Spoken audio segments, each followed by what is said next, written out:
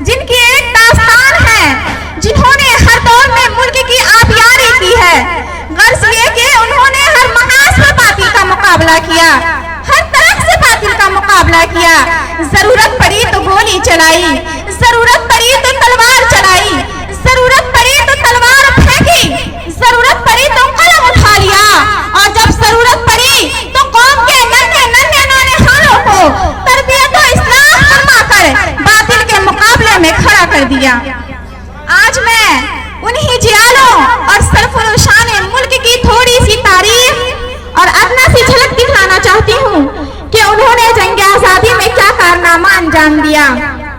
हजरात, हिंदुस्तान की मुकद्दस सरजमीन पर जब अंग्रेजों का नापाक साया पड़ा और वो अपने शातिराना चालों से हिंदुस्तान के मालिक बन बैठे, जब हिंदुस्तान के लोगों पर तरह तरह के जुल्म सितम के पहाड़ तोड़े जाने लगे, जब हिंदुस्तानियों को गुलाम बनाया जाने लगा, जब हिंदुस्तानियों का खून उनके पसीनों से भी आसा होने लगा, ऐसे नाजुक वक्त में सबसे पहले जिस शख्स ने इल्म बगावत बुलंद किया वो मुहद्दिस कबीर, इमाम जलील, नाजिश वतन शाह अब्दुल अजीज मुहद्दिस देहलवी हैं। ये वही मर्द मुजाहिद दरविश खुदा है जिसने वक्त से बहुत पहले मुसलमानों के नस्ब आइन का ऐलान फरमा दिया था। हजरात, शाह अब्दुल अजीज का फतवा क्या था जिससे अंग्रेजों की नींदें हराम हो गई थी। जगह जगह आजादी के शोले फड़कने लगे, जगह जगह आजादी के परचम लहराने लगे, सीनों में बलबले मचलने लगे, हौसलों ने अंगड़ाइयां लेनी शुरू कर दी। हजरात, मसनदे दर्स पर बैठकर कुरान और हदीस का दर्स देने वाले उलमाए कराम अपने खानकाहों में बैठकर अपने खूने जिगर से शम्मे इस्लाम रोशन करने वाले शेख अपने मदरसों और खानकाहों को छोड़कर मैदान में आ गए और फिरंगियों के खिलाफ महाज बनाकर बेसरो सामानी के आलम में निकल पड़े। और मैं अकेला ही चला था जानिबे मंजिल मगर, और मैं अकेला ही चला था जानिबे मंजिल मगर, राह वो आते गए कारवां बनता गया। हजरात, अगर हिंदुस्तान की जंग आजादी में उलमा हिस्सा ना लेते तो ये हिंदुस्तान कभी भी आजाद ना होता। अगर सराफ़े आजादी ना होती तो ये तहरीक आजादी न चलती, तहरीक बालाकोट न चलती, तहरीक रेशमी रुमाल न चलती, तहरीक खिलाफत न चलती, हिंदुस्तान छोड़ो तहरीक न चलती।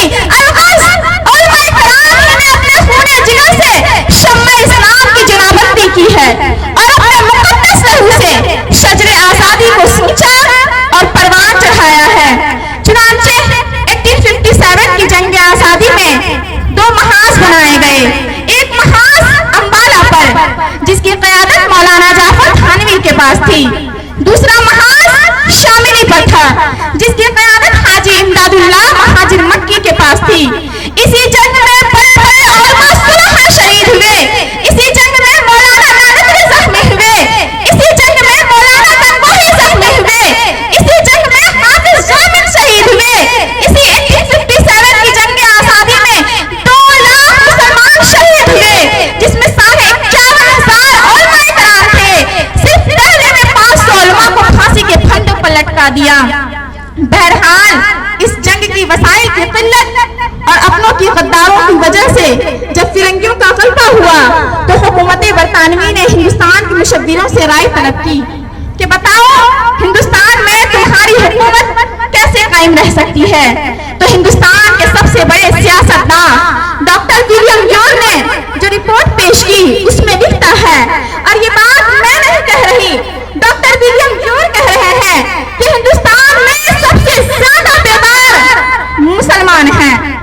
हिंदुस्तान में सबसे ज्यादा बेदार मुसलमान हैं और जब तक उनमें जज्बा जिहाद मौजूद है उस वक्त तक हम उन पर हुकूमत नहीं कर सकते।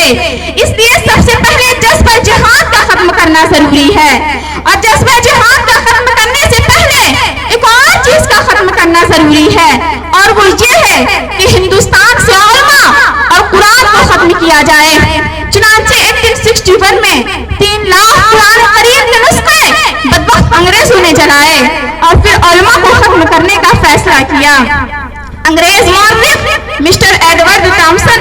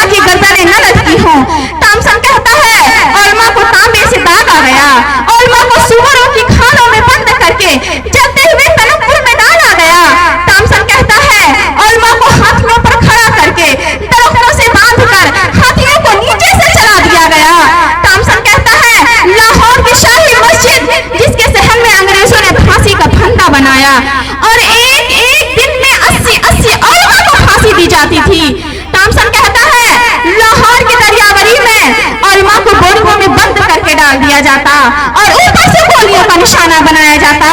थॉमसन कहता है, दिन दिन में जब मैं अपने खैमे में पहुंचा तो मुझे मुर्दार की बदबू महसूस हुई। मैं खैमे के पीछे चला गया, देखता हूँ कि आगे के अंगारे बह रहे हैं और 40 उलमा को कपड़े उतार कर अंगारे में डाल दिया गया। थॉमसन कहता है कि मेरे सामने और 40 उलमा को बुलाए गए, उनके कपड़े उतारे गए। थॉमसन कहता है कि सारे के सारे आग में पक गए, मगर किसी ने भी अंग्रेजों के सामने अपनी गर्दन नहीं झुकाई।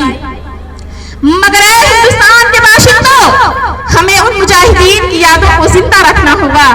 हमें उन बेमिसालों लाजवाब कुर्बानियों से अपनों बेगानों को आशना करना होगा, क्योंकि मुल्क के गद्दारों और मुस्लिम कौम के दुश्मनों की कोशिश ये है कि इन अजीम मुजाहिदीन के कारनामों से हिंदुस्तानी अवाम को अंधेरे में रखा जाए और ये तासुर दिया जाए कि जंग आज़ादी मुसलमानों ने नहीं, सिर्फ हिंदुओं ने लड़ी है और वो अपनी इस नापाक साजिश में कुछ हद तक कामयाब हो चुके हैं। क्योंकि आज हमारी नस्ल इन अजीम बुजुर्गों की कुर्बानियों से नावाकिफ हो चुकी है, लिहाजा हमें उनके नाम के इदारे और लाइब्रेरियां खोलनी चाहिए ताकि हमारी जदीद नस्ल और आने वाली नस्लें इन बुजुर्गों की जानिसारी और वतन के साथ वफादारी के हैरत अंगेज को फरामोश न कर सके।